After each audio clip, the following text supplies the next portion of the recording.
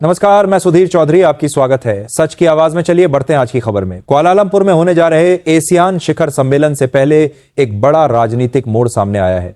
प्रधानमंत्री नरेंद्र मोदी अचानक इस सम्मेलन में शामिल नहीं होंगे।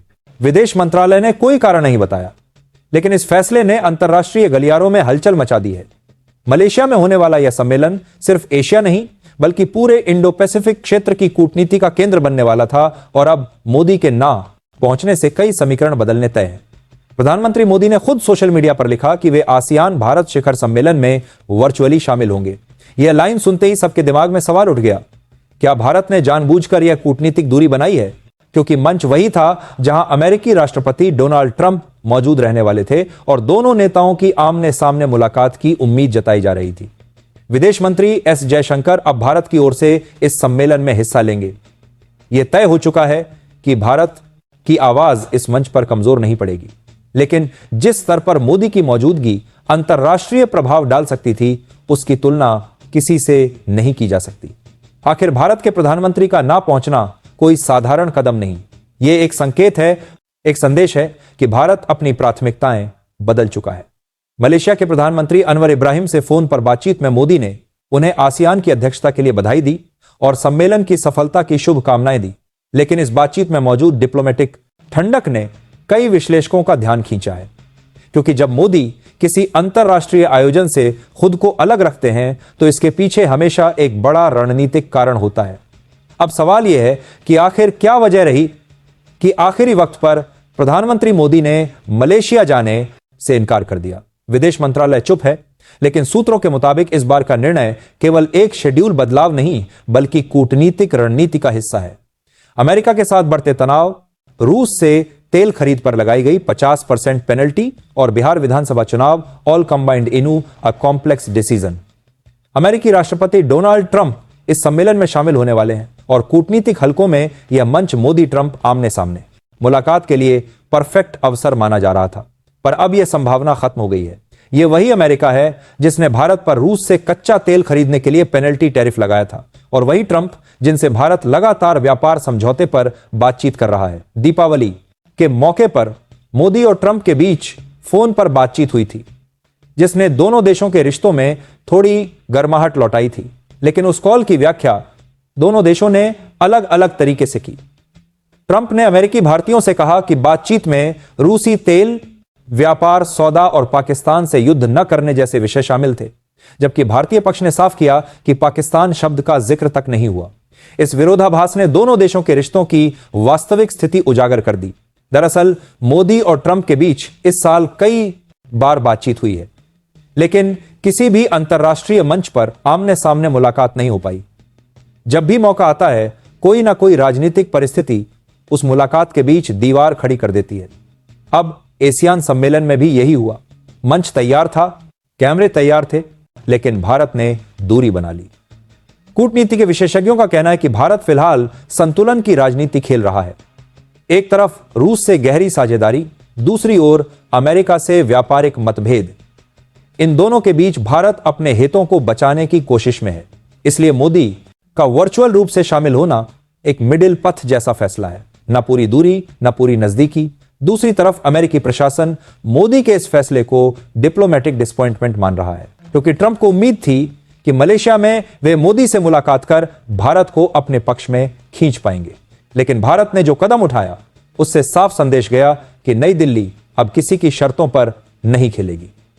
बिहार चुनाव अभियान को भी इस निर्णय का एक कारण बताया जा रहा है। पीएम मोदी इन दिनों घरेलू राजनीति में पूरी ताकत झोंक चुके हैं, और ऐसे समय में विदेश यात्रा पर निकलना राजनीतिक दृष्टि से जोखिम भरा हो सकता था।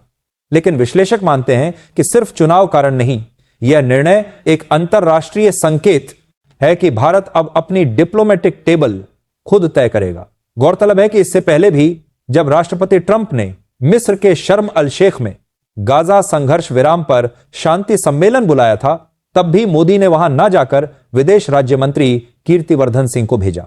हाँ, यानी मोदी का पैटर्न अब साफ दिखने लगा है।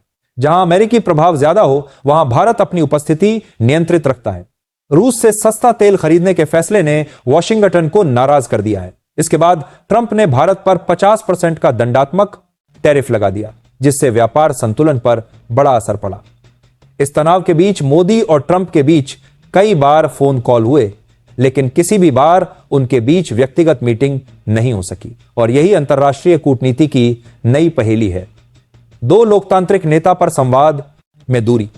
भारत ने इस स्थिति में जो रास्ता चुना है वह रणनीतिक रूप से बेहद सटीक है।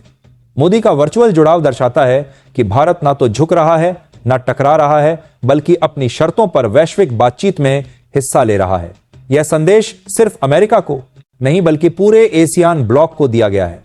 एशियान भारत संबंध पिछले कुछ सालों में काफी मजबूत हुए हैं। दक्षिण पूर्व एशिया भारत की एक्ट ईस्ट पॉलिसी का अहम हिस्सा है, लेकिन इस बार मलेशिया की मेजबानी और अमेरिका की उपस्थिति ने मंच को राजनीतिक रूप से जटिल बना दिया था। ऐसे में मोदी का पीछे हटना यह बताता है कि भारत अपने हितों की रक्षा के लिए किसी भी मंच से दूरी बना सकता है। अब विदेश मंत्री एस जयशंकर इस शिखर सम्मेलन में भारत का प्रतिनिधित्व करेंगे। जयशंकर का ट्रैक रिकॉर्ड बताता है कि वह किसी भी अंतर्राष्ट्रीय मंच पर भारत का दृष्टिकोण सटीक तरीके से रखते हैं, लेकिन फिर भी मोदी का अभाव कूटनीतिक चर्चाओं का केंद्र बना हुआ है। भारत की इस रणनीतिक चुप्पी के कई अर्थ निकाले जा रहे हैं। कुछ विशेषज्ञ इसे अमेरिका के लिए साइलेंट मैसेज बता रहे हैं, तो कुछ इसे चुनावी प्रायोरिटी मानते हैं। लेकिन एक बात तय है, मोदी के फैसले ने वॉशिंगटन और कुआलालंपुर दोनों में हड़कंप मचा दिया है। अब नजरें इस बात पर हैं कि वर्चुअल माध्यम से मोदी किस तरह का संदेश देंगे। क्या वे किसी नए व्यापार समझौते की झलक दिखाएंगे, या फिर अमेरिका को रूस पर लगाए गए टैरिफ पर दो टूक जवाब देंगे? दुनिया की निगाहें भारत के इस डिजिटल मंथन पर टिकी हैं। प्रधानमंत्री मोदी की राजनीति हमेशा सटीक टाइमिंग के लिए जानी जाती है, और इस बार भी उन्होंने वही किया है। जब दुनिया मंच पर उनकी प्रतीक्षा कर रही थी, उन्होंने दूरी बनाकर अपने विरोधियों को सोचने पर मजबूर कर दिया। यही मोदी स्टाइल डिप्लोमेसी है, जहां चुप्पी भी बयान बन जाती है और अनुपस्थिति भी रणनीति। कुआलालंपुर का यह सम्मेलन अब केवल आसियान देशों की बैठक नहीं रहा, यह भारत की विदेश नीति की एक नई दिशा का प्रतीक बन गया है। वर्चुअल उपस्थिति में भी मोदी का प्रभाव महसूस किया जाएगा, क्योंकि यह अनुपस्थिति भी अपने आप में एक शक्तिशाली संदेश है।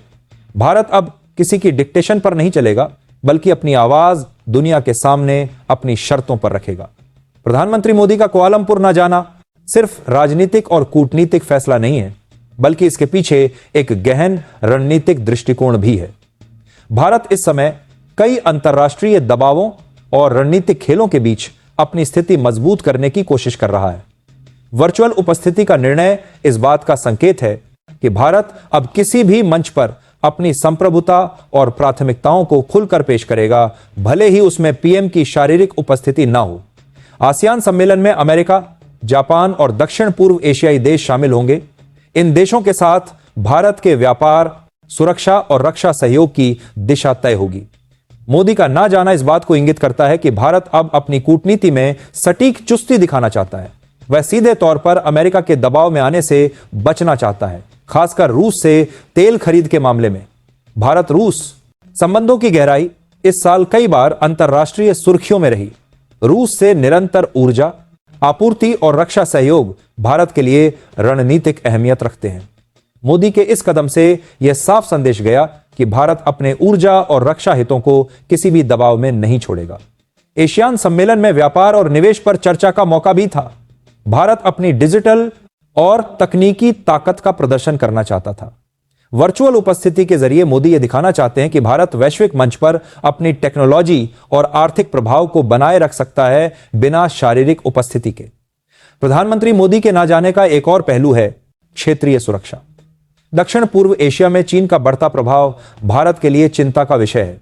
इस समय भारत अपनी सुरक्षा रणनीति चीन के बढ़ते दबाव के बीच संतुलन बनाए रखने का प्रयास कर रहा है।